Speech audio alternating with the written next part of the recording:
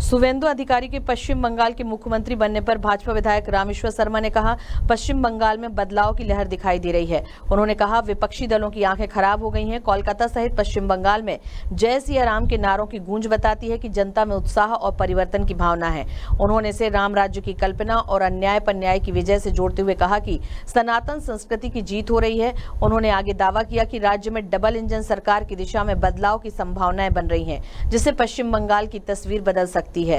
शर्मा के अनुसार सुवेंदु अधिकारी जनता की सेवा के उद्देश्य से आगे आए हैं, न कि सत्ता के लिए।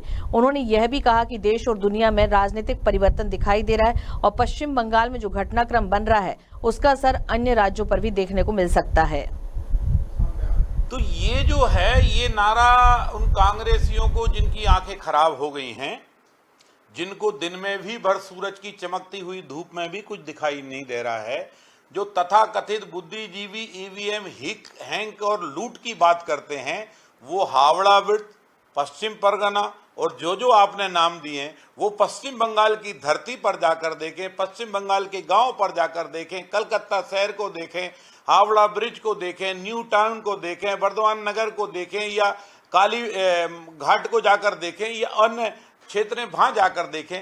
जनता में उत्साह है, उमंग है।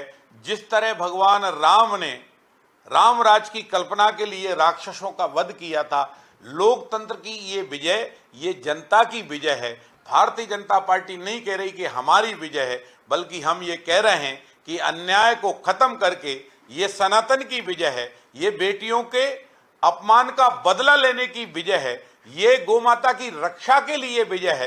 ये पश्चिम बंगाल की धरती पर बांग्लादेशी, पाकिस्तानी और रोहिंग्या जैसे घुसपैठियों को बाहर करने के लिए जनता ने विजय का शंखनाद किया है।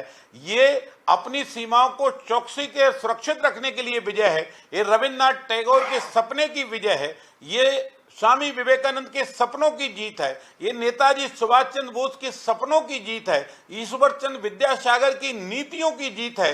ये राम मोहन राय की नीतियों की जीत है। ये जीत भारतीय जनता पार्टी जनसंघ के संस्थापक डॉक्टर श्यामा प्रसाद मुखर्जी की प्रेरणा बलिदान की जीत है।